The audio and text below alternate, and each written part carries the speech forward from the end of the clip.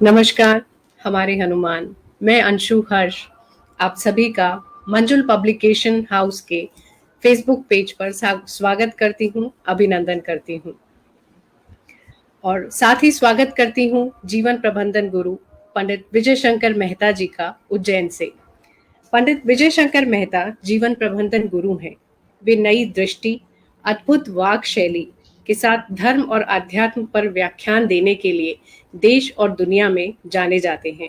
Bank, रंगकर्म और पत्रकारिता से जुड़े रहने के बाद 2008 से वे आध्यात्मिक विषयों पर व्याख्यान दे रहे हैं। श्रीमद् भागवत कथा, शिव पुराण, राम कथा, हनुमान चरित्र को जीवन से जोड़ते हुए कई विषयों पर व्याख्यान आप देते हैं। दैनिक भास्कर अखबार में हिंदी, गुजराती, मराठी संस्करणों में दैनिक स्तंभ जीने की राह प्रकाशित होता है। आप उज्जैन में स्थित हनुमान चालीसा ध्यान केंद्र शांतम के मुख्य संस्थापक हैं, जहां हनुमान चालीसा द्वारा ध्यान का विशेष कोर्स करवाया जाता है। और जिस किताब की चर्चा के लिए आज हम यहाँ पर हैं, वो है कोरोना जंग की सप्तपदी, जो हाल ही में मंजुल पब्लिकेशन द्वारा प्रकाशित की गई है। इससे पहले पंडित मेहता द्वारा 41 किताबें लिखी जा चुकी हैं और ये 42वीं किताब आप सभी के सामने प्रस्तुत है। कोरोना एक जंग है जिससे बचना है, बचाना है, तभी जीत हासिल होगी। कभी कभी कोई महामारी दुनिया में पैर पसार लेती है, इससे कैसे बचा जाए, इस किताब के माध्यम से हम चर्चा करेंगे। कोरोना का वर्तमान घटनाक्रम जितना पीड़ादायक है उतना प्रेरणादायक भी है, लेकिन हम इसे कैसे समझ पाएंगे, आज हम गुरुजी के माध्यम से ये जानेंगे। इस किताब का संपादन अंशु हर्ष यानी मैंने किया है, लेकिन इसे अमल में हम सभी को लाना है।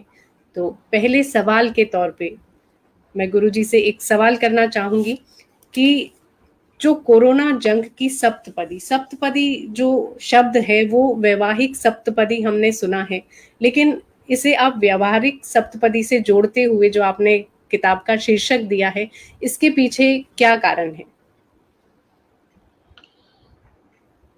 कोरोना जंग की सप्तपदी, जिस समय ये मार्च अप्रैल की बात है जब हम लोग कोरोना से संघर्ष कर रहे थे, तो हमारे प्रधानमंत्री अपने विचार व्यक्त करते थे। तो नरेंद्र मोदी जी ने जब चौथी बार देश को संबोधित किया तो उन्होंने 7 बातें क्रम से बोली। संभवतः उनका कोई ऐसा इरादा नहीं था कि वो कोई सप्तपदी बोल रहे हो, लेकिन बोली उन्होंने 7 बातें थी। तो मैं भी सुन रहा था और मेरे मन में विचार आया कि ये तो सप्तपदी है, संयोग से जुड़ गई। और फिर मैं तो अध्यात्म का छोटा सा विद्यार्थी हूं, तो मैंने सोचा ये जो बात इन्होंने बोली है, अब देखिए नरेंद्र मोदी जी ने क्या 7 बातें बोली थी, मैं आपको याद दिलाता हूं जी। उन्होंने सबसे पहले बोला था हमारा परिवार बचाना है, हमारे बुजुर्गों की रक्षा करना है। फिर उन्होंने बोला था सोशल डिस्टेंसिंग रखिए, मास्क रखिए, ये उनका दूसरा पॉइंट था। तीसरे में उन्होंने आयुष की बात की थी। चौथे में उन्होंने आरोग्य ऐप की बात की। 5वां उनका बिंदु था गरीबी। 6वें में व्यवसाय की बात की और 7वें में कोरोना योद्धा, जो कोरोना वॉरियर्स डॉक्टर हैं, पुलिस वाले, मीडिया, इन लोगों की बात की। तो ये 7 बिंदुवार थे उनके। मुझे लगा ये तो सप्तपदी है। तो चलिए अब मैं आपको इससे कनेक्ट करता हूं, सप्तपदी से। सप्तपदी शब्द आपने सुना होगा और ये भारतीय संस्कृति में विवाह परंपरा के समय 7 वचन, 7 पद जो वर वधू चलते हैं, उससे सप्तपदी शब्द बना है। कौन से 7 वचन हैं? आप में से जिनका विवाह हुआ होगा उनको याद होगा। पर जहां तक मेरी जानकारी है 99% लोगों को याद नहीं है। मैं दिला रहा हूं, किताब तो अपनी जगह काम करेगी, लेकिन कम से कम इस चक्कर में वो 7 वचन आपको याद आ जाएंगे। पहला होता है अन्न का। नरेंद्र मोदी जी ने परिवार बुजुर्गों की बात की, हमने कहा अन्न। फिर मुझे ध्यान आया कि अगर मैं सप्तपदी के 7 वचन से इनकी 7 बातें जोड़ रहा हूं तो समझाने के लिए मुझे कोई शास्त्र भी लगेगा, तो आसानी से बात समझ में आएगी। तो मैंने रामायण नाम के ग्रंथ को जोड़ दिया इससे, क्योंकि रामायण एक ऐसा ग्रंथ है जो जीना सिखाती है। फिर सप्तपदी में दूसरा पद है बल का, अन्न के बाद बल। तो सोशल डिस्टेंस, मास्क, ये हमारी ताकत है। हमने ग्रंथ लिया महाभारत, जो रहना सिखाती है। तीसरा वचन है धन, इन्होंने कहा आयुष, एकदम जुड़ गया। यहां हम ग्रंथ लेके आए भागवत, जो मरने की कला सिखाती है। चौथा इनका वचन है जो आप पढ़ते हैं, पति पत्नी जो वचन देते हैं ना, चौथा वो है सुख और दुख में एक साथ रहेंगे। आरोग्य ऐप लेकर आए, मोदी जी ने बात करी, तो हमने कहा देवी भागवत एक ऐसा ग्रंथ है जो संभालना सिखाती है, तो हमने इसमें देवी भागवत को जोड़ा। पांचवें में पति पत्नी एक दूसरे के परिवार को अपना मानेंगे, ये वचन होता है। बहुत बड़ा परिवार इस देश में एक है, गरीबों का परिवार, और मोदी जी ने तो साफ कहा था ये हमारा एक परिवार है। और हमने ग्रंथ लिया शिव पुराण, जो पालना सिखाता है ग्रंथ, कल्याण के देवता शिव का ग्रंथ है ना। और इसके बाद छठवां वचन पति पत्नी का होता है, हमारी एकांत चर्या शुद्ध होगी। पति पत्नी के बीच जो एकांत घटता है और किसी रिश्ते में नहीं घटता। इन्होंने व्यवसाय की बात की कि कैसे व्यवसाय के समय कंसंट्रेट होना है, हमने उसको गीता से जोड़ दिया, गीता करना सिखाती है। और 7वां वचन होता है मित्रता का। और हमने कोरोना वॉरियर्स की बात जब मोदी जी ने की तो मुझे लगा कि ये वचन इससे जुड़ रहा है। तो 6 तो हमने ग्रंथ लिए और 2 देवता लिए, गणेश जी और हनुमान जी। ऐसे इस पुस्तक को प्रधानमंत्री जी के 7 विचार, वैदिक 7 वचन, 6 ग्रंथ, 2 देवता, ऐसे जोड़ के ये पुस्तक तैयार की थी मैंने। तो आपके प्रश्न का उत्तर है ये। जी बिल्कुल। जैसा हम सभी जानते हैं, और जब मार्च में इस पुस्तक का काम शुरू हुआ था, तब उस वक्त समाचारों में सब जगह बहुत ही ज़्यादा आता था। आजकल भी हम देखते हैं कि चीन से जन्मा ये वायरस, और चीनी चीज़ों का बहिष्कार कर देना चाहिए, एक इस तरह की लहर भी हिंदुस्तान में चली। तो आपको क्या लगता है, इस चीज को व्यवहार में लाना जरूरी है क्या? इससे इस वायरस का खात्मा होगा? मैं एक धर्म और अध्यात्म का छोटा सा विद्यार्थी हूं, और ये पुस्तक जो है कोरोना जंग की सप्तपदी, इस पुस्तक का जो बेसिक ट्रीटमेंट है वो है अध्यात्म। तो अध्यात्म ये सिखाता है कि प्रतिस्पर्धा यदि करना पड़े तो दूसरे की योग्यता से करना, अपनी योग्यता को आगे बढ़ाना। तो जब जब चीन की चीजों का बहिष्कार होता है, मैं सोचता हूं ये अगर कोई नीति है सरकारी तो सरकार करे।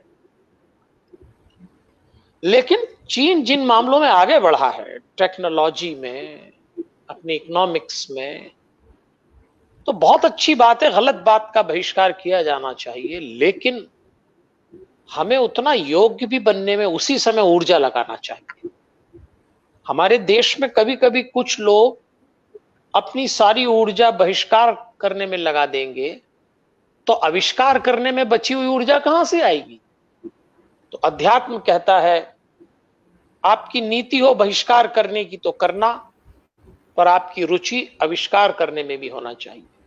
उतनी ही ताकत से देश को चीन से आगे ले जाने की भी तैयारी हो तो वो बहिष्कार सही होगा, और नहीं तो वो एक तरफा अर्ध सत्य हो जाएगा। ऐसा अध्यात्म की दृष्टि से मेरा मानना है।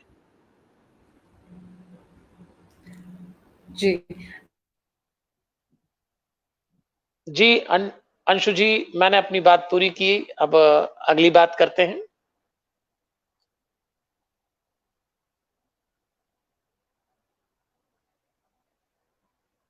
हमारे हनुमान, आपको मेरी आवाज आ रही है? जी गुरुजी, जी, मुझे जहां से आपकी कोई आवाज आ टेक्निकल गई। प्रॉब्लम होगी दूर हो रही है। कोई हाँ जी, तकनीकी जी। हाँ कोई मैं बात नहीं। अपना मैं अपना अगला सवाल लेती हूँ गुरुजी, कि जैसा आपने बताया कि हमने 6 ग्रंथ और 2 देवताओं का इस सप्तपदी में जिक्र किया है, तो रामायण का जब जिक्र आता है तो रामायण जीना हमें सिखाती है, किस तरह से रहना है वो हमें सिखाती है। रामायण की व्याख्या किस तरह से हमें कोरोना के समय में क्या सीख देकर जाएगी, इस बारे में थोड़ी सी चर्चा मैं चाहूंगी आपसे कि हो। दरअसल जब ये कोरोना रूपी महामारी फैली, हम लोग लॉकडाउन में थे और अब अनलॉक हुआ, तो बीमारी तो अपनी जगह है, लेकिन इसके साइड इफेक्ट जो आ रहे हैं वो आ रहे हैं डिप्रेशन, चिड़चिड़ापन। और हमने कभी सोचा भी नहीं था कि हमारी जीविका और हमारा जीवन और हमारा जगत, ये त्रिकोण ऐसा बन जाएगा कि हम उलझ जाएंगे। इसमें सुलझना भी है। तो मुझे ऐसा लगा कि धर्म और अध्यात्म के पास वो ताकत है कि जो लोग इसमें उलझ रहे हैं उनको बाहर निकालें। और इसीलिए उस पुस्तक में जो पहला चैप्टर है उसमें हमने रामायण जीना सिखाती है, महाभारत रहना सिखाती। जीने और रहने में फर्क है। तो रामायण से कुछ उदाहरण लिए हैं, हमारे परिवार, हमारे बुजुर्ग, ये पहला चैप्टर है। और उदाहरण स्वरूप एक कैरेक्टर लिया, मंथरा। फिर अरण्य कांड, यानी भगवान जब वन में गए तो उसका भी एक उदाहरण लिया है। एक उदाहरण भगवान ने पादुका राज जो भरत को सौंपा था उसका उदाहरण लिया है। और इन तीनों घटनाओं में अगर आप बारीकी से देखें उस पुस्तक को, जब भी पढ़ें, तो जब इस कोरोना के टाइम में आप कंफ्यूज हो रहे हो, आप बेचैन हो रहे हो, तो मंथरा एक वायरस के रूप में अयोध्या की व्यवस्था में प्रवेश कर गई थी। जरा सी असावधानी केकई ने की, मंथरा काम दिखा गई। जरा सी असावधानी आप रखेंगे, कोविड-19 काम दिखा देगा। इसकी तुलना की है और हर प्रसंग के साथ एक मैसेज दिया है। और जब आप उस मैसेज को पढ़ते हैं तो आपको क्लैरिटी आती है। ये बात मैं आपको आरंभ में कह दूं, ये पुस्तक केवल विचार नहीं है, ये पुस्तक उपचार है। अगर आप विचार के रूप में पुस्तक पढ़ेंगे तो आपको कई पुस्तक मिलेंगी, लेकिन ये विचार के साथ उपचार है, क्योंकि हर आध्यात्मिक प्रसंग आपको आत्मविश्वास, क्लैरिटी, कॉन्फिडेंस देके जा रहा है। तो इसका गठन ऐसे किया है। तो रामायण से हमने 3 उदाहरण लिए हैं और ये समझाया है कि भाई जैसे पादुका राज चली तो उसमें भरत जी नंदीग्राम में रहते थे, राजगादी पे पादुका बैठी। आज बहुत सारे व्यापार लीजिए, हम और आप जो ये अभी वर्चुअल बातचीत कर रहे हैं, ये सब पादुका राज है। मनुष्य से मनुष्य मिल नहीं रहा है पर राज्य चल रहा है। तो ये बात रामायण ने हमको समझाई है। बताइए आप, मैं और आप मिल नहीं रहे। 6 महीने से मैंने कितने व्याख्यान दिए, आप लोग कितना कार्यक्रम करते हैं, पुस्तक छप के आ गई, कोई किसी से मिला नहीं। पादुका राज, ऐसे उदाहरण दिए हैं। इसलिए यदि आपकी थोड़ी भी रुचि शांति प्राप्त करने में है तो आपको यह पुस्तक जरूर पढ़ना चाहिए। अगला प्रश्न पूछ सकते हैं। जी, दुनिया भर में जैसा कि पादुका राज का तो आपने जिक्र किया और बहुत अच्छी तरह से ये बात समझ भी आई कि बिना मिले भी काम करना इस समय ने सिखाया है। नहीं तो पहले लोग मिलने के लिए, मीटिंग के लिए समय लेते थे, जाते थे, उसमें भी कई बार 1 सप्ताह निकल जाता था। लेकिन इसने हमें ऑनलाइन, इस समय ने ऑनलाइन वर्चुअल होना सिखा दिया और तुरंत काम करना भी सिखाया है। लेकिन इस बीच फिर भी कहीं व्यापार जगत को हानि हुई है, कहीं नौकरियां चली गई हैं लोगों की, और एक नुकसान है लोगों के जीवन में उस चीज का। ऐसे में उम्मीद की किरण क्या हो सकती है इस किताब के माध्यम से, आप हमें बताइए। देखिए, जिन लोगों के व्यापार में, नौकरी में, जिसको कहते हैं ना प्रोफेशनल लाइफ में प्रॉब्लम चल रही है, उससे उनकी फैमिली लाइफ इफेक्ट होगी, पर्सनल लाइफ इफेक्ट होगी। तो जब आप ये देखेंगे कि नौकरियां चली गई, तो आप कोई उससे नीचे का काम ढूंढ लेंगे।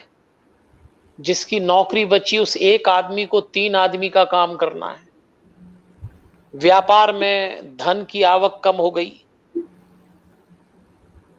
तो आपको सबसे पहले एक आत्मविश्वास जगाना होगा कि इस वक्त में लड़खड़ाना नहीं है, टूटना नहीं है, गिरना नहीं है, मेन स्ट्रीम से बाहर नहीं होना है। ये वक्त गुजर जाएगा, लेकिन खड़े रहने के लिए लोहे के पैर से ज्यादा लोहे का कलेजा चाहिए। लोहे के कलेजे से ज्यादा साफ सुथरा मन चाहिए और स्थिर बुद्धि चाहिए।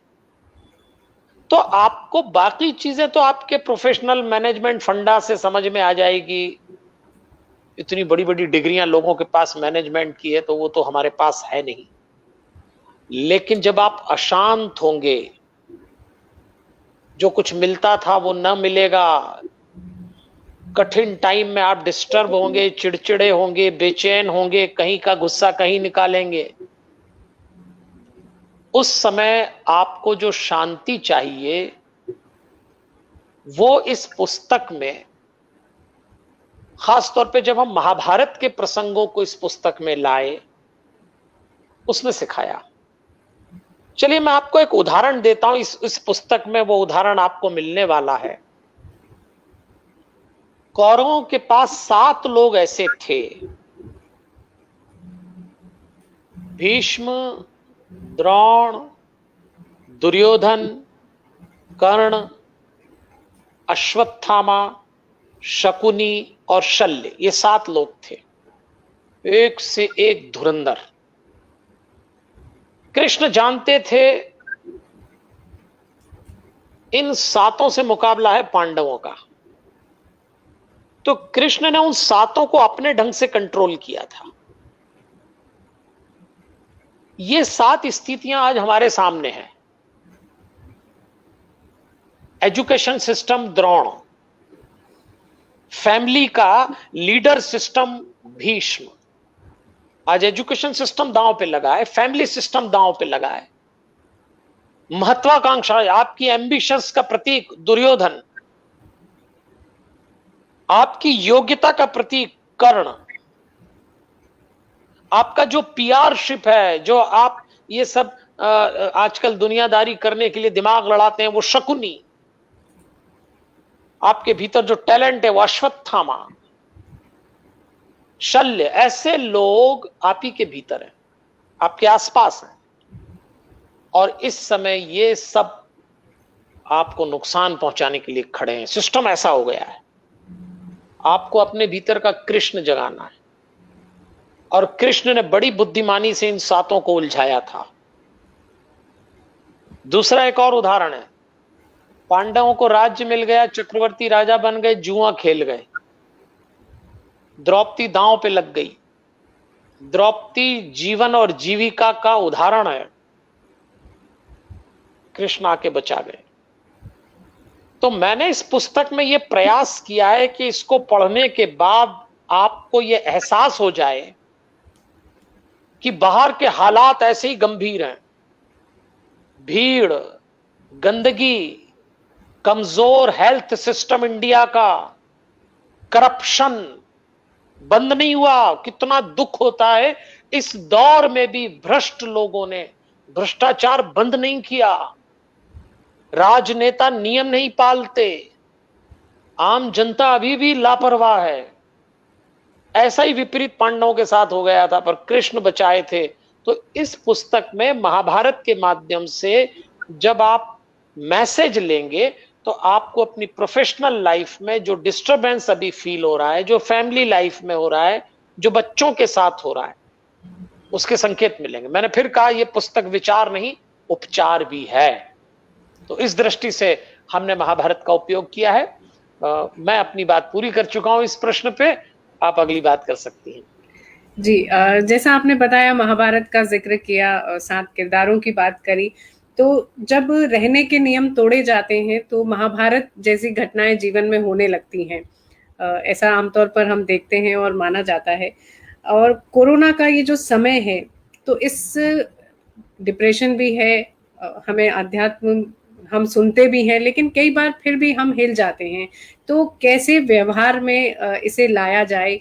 क्या इस किताब में हमें महाभारत सिखा कर जाती है? कोरोना के समय में महाभारत की जो व्यू रचना का जिक्र हम कर सकते हैं यहाँ पर, उसके बारे में आप थोड़ा सा विस्तार से प्रकाश डालिए।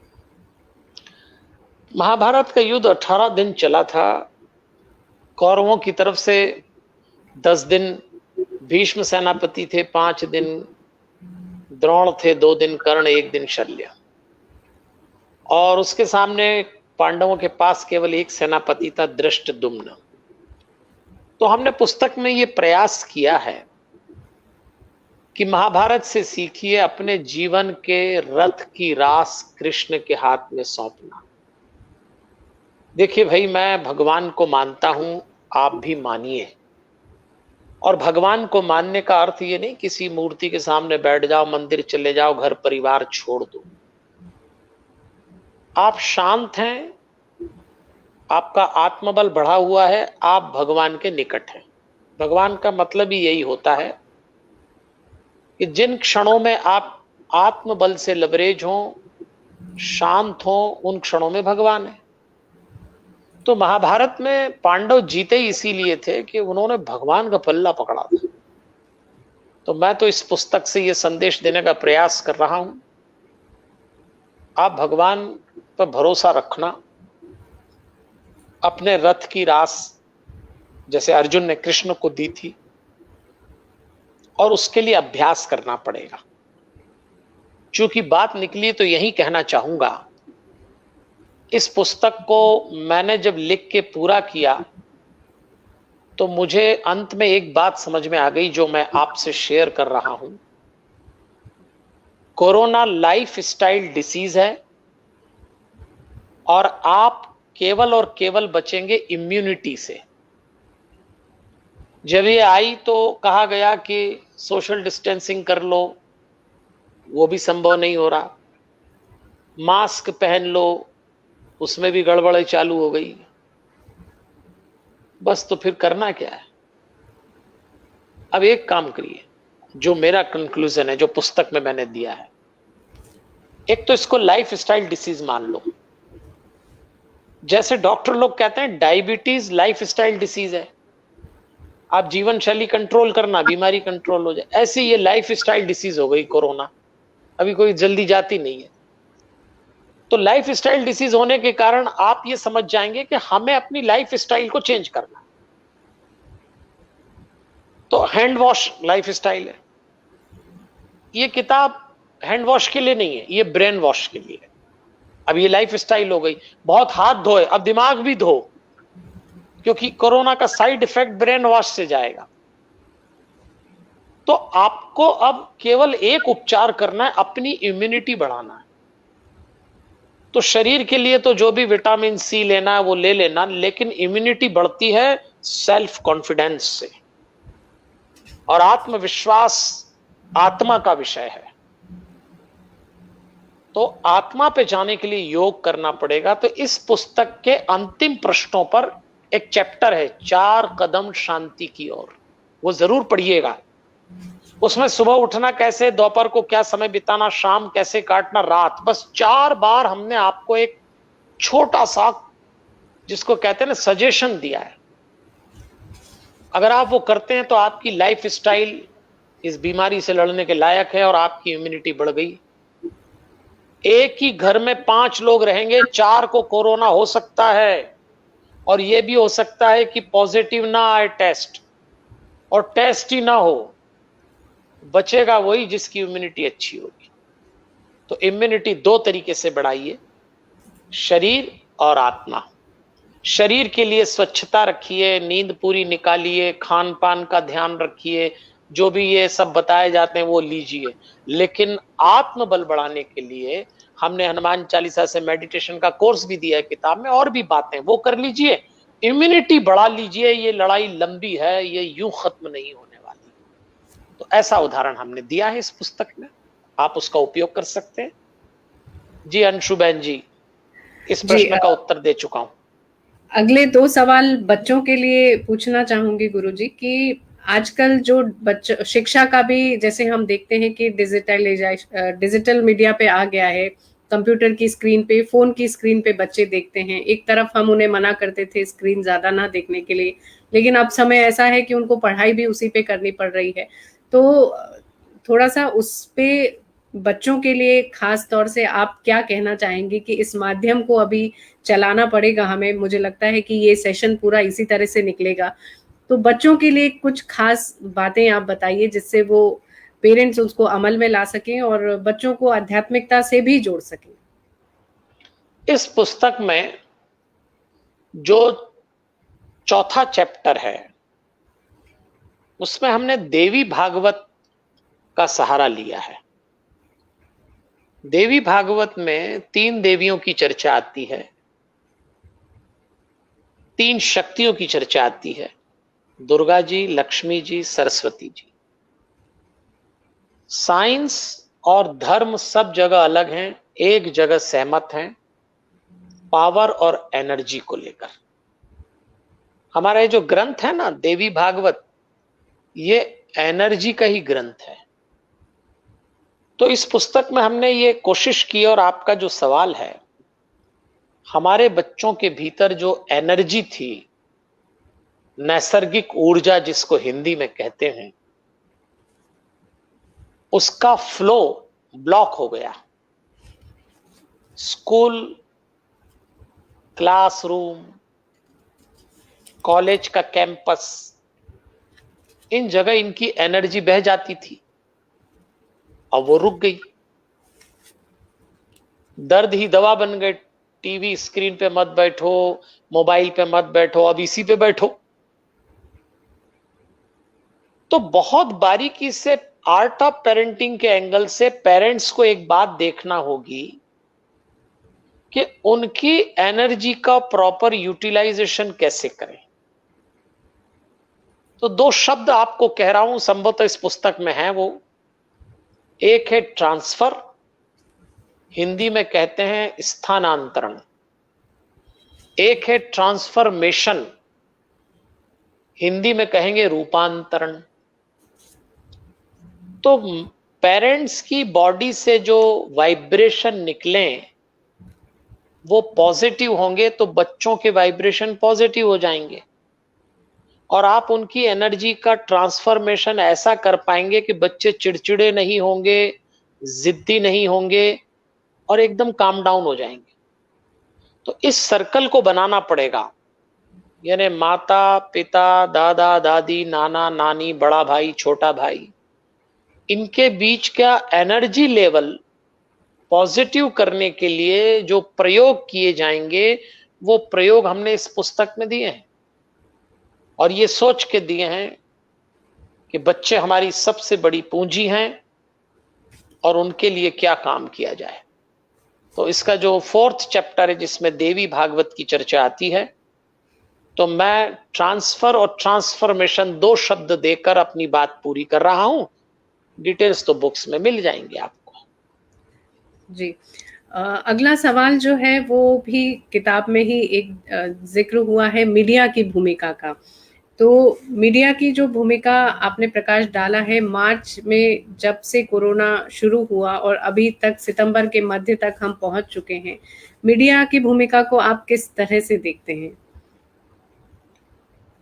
देखिए, मीडिया तो अपने ढंग से हमेशा अच्छा काम करता ही है, अब कहीं अति हो जाती, कहीं कमी हो जाती है, तो वो मेरा विषय भी नहीं है।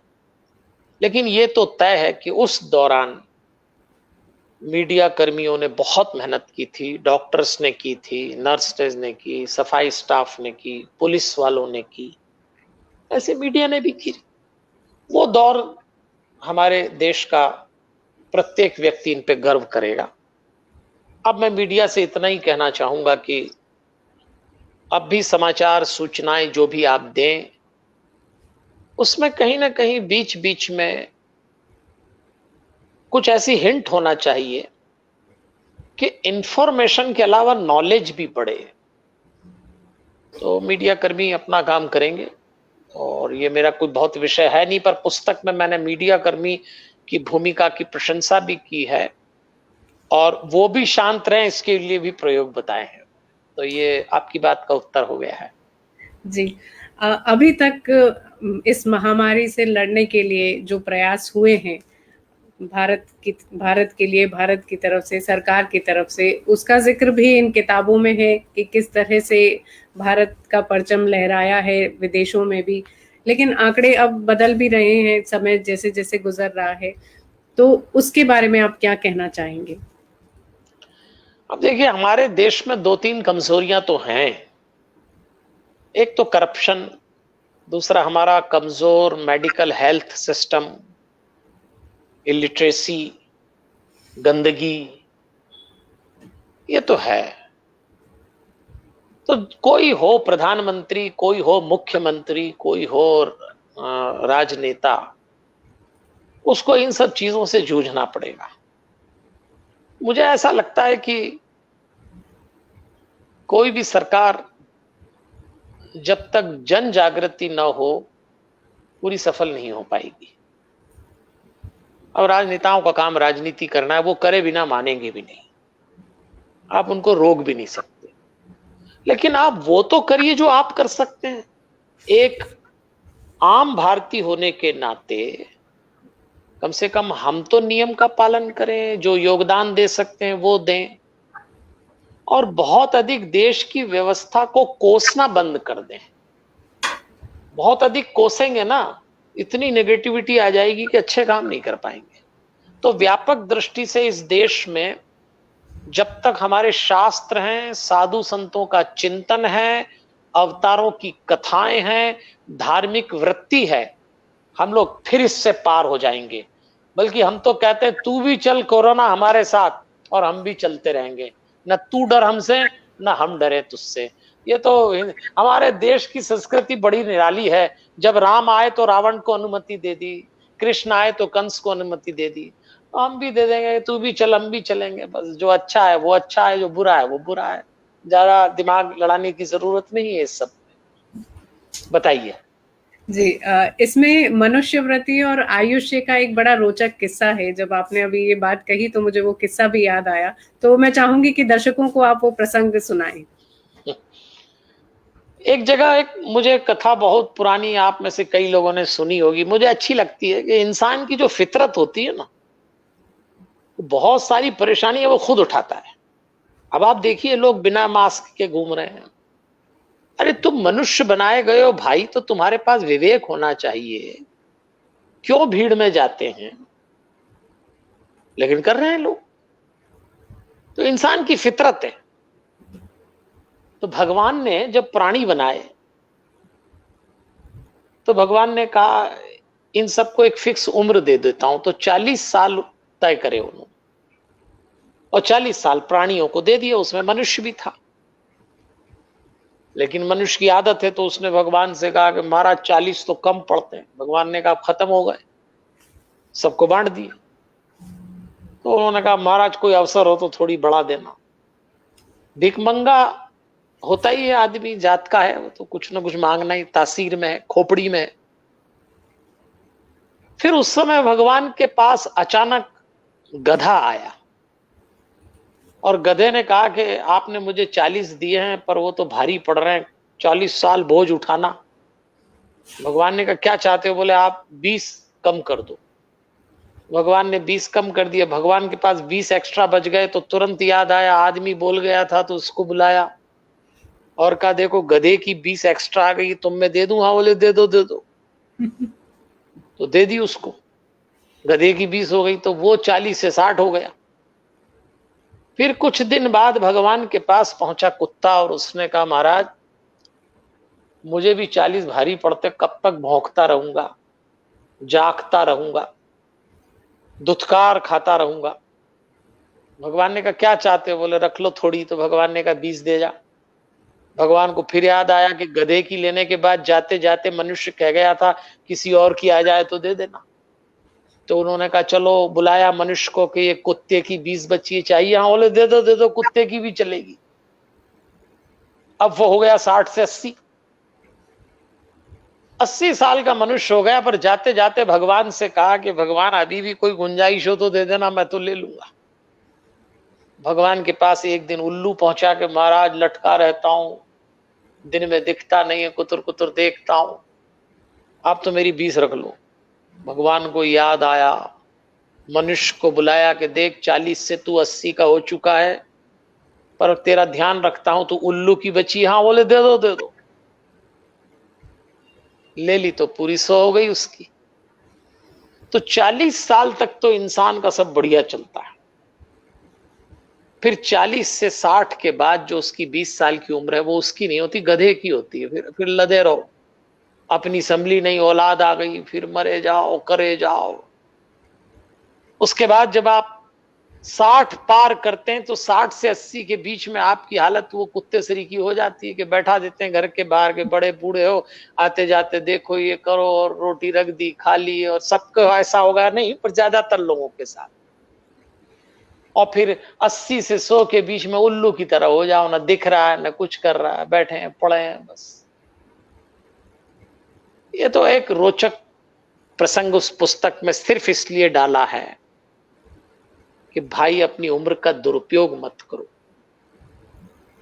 केवल 6 महीने में आपको समझ में आ गया होगा कि मनुष्य बच्चा हो, जवान हो, प्रौढ़ हो, बूढ़ा हो, इस एक बीमारी ने मनुष्य की 9 शरीर की अवस्थाओं पर प्रहार कर दिया एक साथ।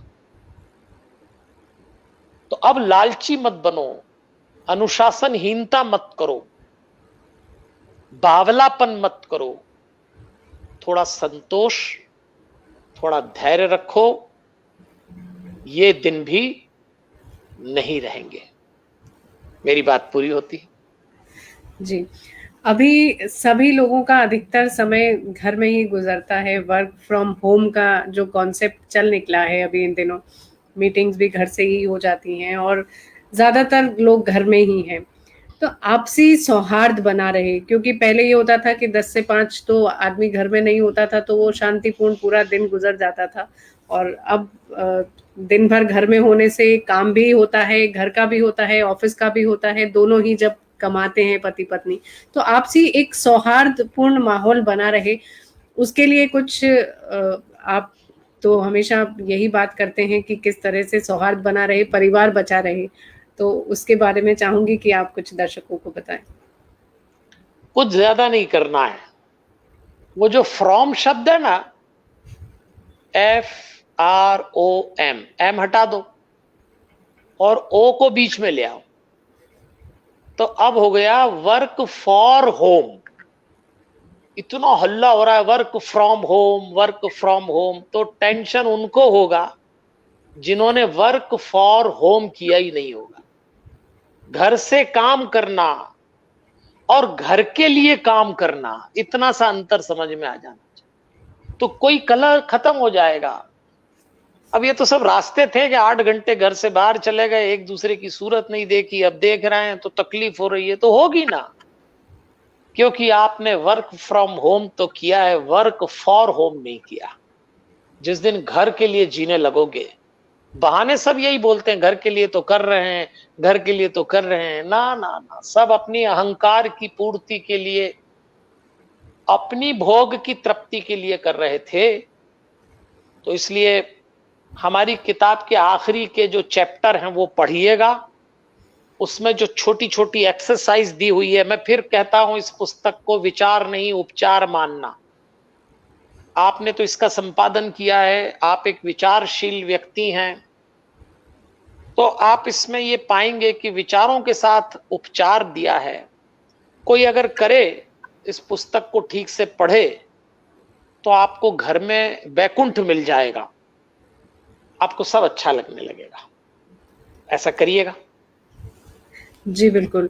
और मैं सभी दर्शकों से कहना चाहूंगी कि जो किताब है अमेजन पे उपलब्ध है, किंडल पे, किंडल वर्जन आप ई बुक के तौर पे पढ़ सकते हैं। अमेजन का लिंक हम कमेंट बॉक्स में डाल देंगे, वहां से आप ले सकते हैं। इस बीच आपके कोई सवाल हैं तो वो आप कमेंट बॉक्स में डाल सकते हैं, तो मैं गुरुजी के समक्ष उनको रख दूंगी। और हम अब कार्यक्रम के आखिरी पड़ाव की ओर चल रहे हैं। तो दो लोक देवताओं का आपने इसमें जिक्र किया है, गणेश जी और हनुमान जी। गणेश जी के बिना कोई कार्य शुरू नहीं होता और हनुमान जी कार्य की पूर्ण करते हैं कार्य को। तो उनको आपने कोरोना की जो सीख है हमें गणेश जी और हनुमान जी से किस तरह से मिलती है, उस पर मैं चाहूंगी आप दर्शकों को थोड़ा सा बताएं, और वो विस्तार से फिर इस किताब में पढ़ेंगे। ये दोनों लोक देवता हैं। भारत के जनमानस में गणेश जी और हनुमान जी ऐसे रचे बसे हैं कि हम कभी भूल नहीं सकते। गणेश जी बुद्धि नहीं, विवेक के देवता हैं, और ये इस समय विवेक का समय है। आप कोई भी काम करें, विवेक इस्तेमाल करें। और हनुमान जी सेवा और पुरुषार्थ के देवता हैं। ये समय है कि अपना पुरुषार्थ का पूरा उपयोग करें, देश की, समाज की और प्रत्येक मनुष्य की सेवा जैसे भी कर सकते हो कर डालिए। आप क्या समझते हैं ये पुस्तक क्यों लिखी गई होगी? मैंने लिखी, अंशु जी ने संपादन किया। जो लोग इस कार्यक्रम को सुन रहे हैं उनसे अनुरोध करूंगा, ये पुस्तक प्रतिष्ठा के लिए नहीं लिखी गई है। ये पुस्तक समाज की कोई सेवा हो जाए इसलिए लिखी गई है। मंजुल पब्लिकेशन हाउस, हमारे विकास राहेजा जी, उनकी पूरी टीम को मैं इसलिए धन्यवाद देता हूं कि आप ये ना समझना वो लोग व्यवसाय करने के लिए पुस्तक छाप रहे हैं। उनका इरादा होता है उस साहित्य से समाज में जागृति आए, एक सोच मिले, आत्मविश्वास जागे, इसलिए लिखी गई है। तो हनुमान जी तो हर काम सेवा के रूप में करते हैं, किसी का भी भला हो जाए। तो ये दो देवता इसलिए जोड़े गए। और इस पुस्तक को आप, बहन जी ने बता दिया कहां से प्राप्त करते हैं, अमेजॉन से, कैंडल से। लेकिन अब बताइए, जैसे हमें ही देख लीजिए, हम पहले महीने में 25 से 30 कथाएं करते थे। तो जहां हमारी कथा होती थी वहां हमारा जो काउंटर होता था उस पे इतनी किताबें जाती थी, तो अगर और समय होता तो ये पुस्तक अब तक खत्म हो गई होती। लेकिन आप चाहें तो इस पुस्तक के साहित्य को और भी ढंग से बुलवा सकते हैं। आप चाहें तो सीधे मंजुल पब्लिकेशन से ले सकते हैं, आप चाहें तो हमारे एड्रेस से बुलवा सकते हैं, आप चाहें तो जयपुर राजस्थान में ये अंशु हर्ष बहन जी के एड्रेस से ले सकते हैं। तो लीजिए, इस पुस्तक को लीजिए। मुझे नहीं मालूम आप में से कितने लोग इस कार्यक्रम को सुन रहे हैं तो वो पुरुषोत्तम मास के बारे में जानते हैं, पर आपको सूचना दे दूं कि आज से हिंदू मास की पद्धति में पुरुषोत्तम मास आरंभ हो गया है। 18 सितंबर से 16 अक्टूबर तक 29 दिन। और पुरुषोत्तम मास का अर्थ होता है पुरुषों में उत्तम, सब चीज में उत्तम है। आप इस समय जो भी करेंगे ना उसका अच्छा लाभ मिलेगा, ये आपने पढ़ा सुना होगा। तो आप प्रयोग करके देखना। इस माह आप यही दान कर लो कि चलो इस पुस्तक को खरीदें, पढ़ें, और एक शुभ विचार आपके भीतर उतरे जो आपका उपचार बन जाए। तो मित्रों, मैं अपनी बात पूरी करने के पहले आपसे निवेदन करूंगा। मेरा बहुत बड़ा परिवार है और मैं अनेक शहरों के लोगों से सीधे संपर्क में बातचीत करता हूं। प्रत्येक संजीदा इंसान चिंतित है, कम्युनिटी स्प्रेडिंग बढ़ रही है। आप समझदार हैं, सावधान रहिए और सावधान रखिएगा। ये जो अनलॉक इस समय चल रहा है, ऐसा लग रहा है कि नल भी खुला छोड़ दिया गया है और फर्श को सुखाने की तैयारी भी की जा रही है। इसी पुस्तक में एक जगह चर्चा आई है, कृष्ण रणछोड़ दास बन गए थे। कोई दिक्कत नहीं है, आप भी थोड़ा बैकफुट पे आ जाइए, फिर लड़ेंगे लड़ाई, अभी पीछे आ जाइए, रणछोड़ दास बन जाइए। हमारी बहन जी का भी इशारा रहता है। इन्होंने मुझसे कहा था कृष्ण के रणछोड़ दास वाली बात मुझे अच्छी लगती है, तो मैंने इनसे कहा था आप सही सोच रही हैं। और आपसे एक बात कहना चाहूंगा, हम तो मध्य प्रदेश में रहते हैं ना, उज्जैन में, तो हमारे मध्य प्रदेश में एक बीहड़ जगह है, चंबल का क्षेत्र, जहां के डाकू कभी मशहूर थे, कवि है ना। वहां एक कहावत है, दुश्मन खत्म हो जाता है, दुश्मनी जिंदा रहती। यही कहावत आज कोरोना पे लागू हो गई। कोरोना का बीमार मर जाएगा, लेकिन बीमारी जिंदा होती चली जाएगी। आपके हाथ में है। आज का यह आयोजन किसी पुस्तक पे नहीं है, मनुष्य के जीवन को बचाने के लिए जो विचार प्रकट किए गए हैं, उस विचार को आप तक पहुंचाने के लिए इसी रूप में इस कार्यक्रम को ग्रहण करिएगा। मैं तो अपनी बात पूरी कर चुका। आप कुछ कहना चाहें बहन जी तो जरूर कहिएगा। जी, सभी दर्शकों से यही कहना चाहूंगी कि ये जो किताब है, इसमें कोरोना के वक्त का आध्यात्मिक विश्लेषण है। थोड़ी बहुत चर्चा आपने अभी सुनी है इस समय में, और वैदिक सप्तपदी ग्रंथ, उपचार, कहानी और मार्मिक दृश्यों का जो चित्रण इसमें किया गया है, वो सभी दिल को छू लेने वाला है। आंखों का काम है रोना, लेकिन ये समय ऐसा है कि अभी तो दिल भी रोता है। ऐसी ऐसी घटनाएं हम सभी सुन रहे हैं, लेकिन इस किताब के माध्यम से जब आप इसको पढ़ेंगे तो अपने आत्मबल को थोड़ा सा मजबूत कर पाएंगे, ऐसा मेरा मानना है। इस किताब को जब लॉकडाउन के दरमियान मैंने संपादित किया, मैंने पूरा पढ़ा, एक एक शब्द को पढ़ा, तो अपने व्यक्तिगत अनुभव के आधार पर मैं आप सभी को ये कह सकती हूँ कि इस किताब ने, इस कार्य ने बहुत मदद की मेरी उस समय से निकलने के लिए, और कोरोना काल का जो ये समय है वहां पर एक अलग ही अनुभव जीवन में देने के लिए।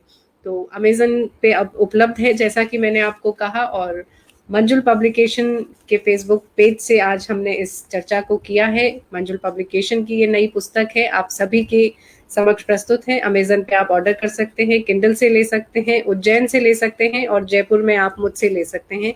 ये सारी विस्तृत जानकारी आपको कमेंट बॉक्स में मिल जाएगी। तो कार्यक्रम को हम यहाँ विराम देते हैं। गुरुजी, आपका बहुत आभार, और मंजुल पब्लिकेशन का आभार इस खूबसूरत किताब के लिए। धन्यवाद। हमारे हनुमान, हमारे हनुमान, हमारे हनुमान।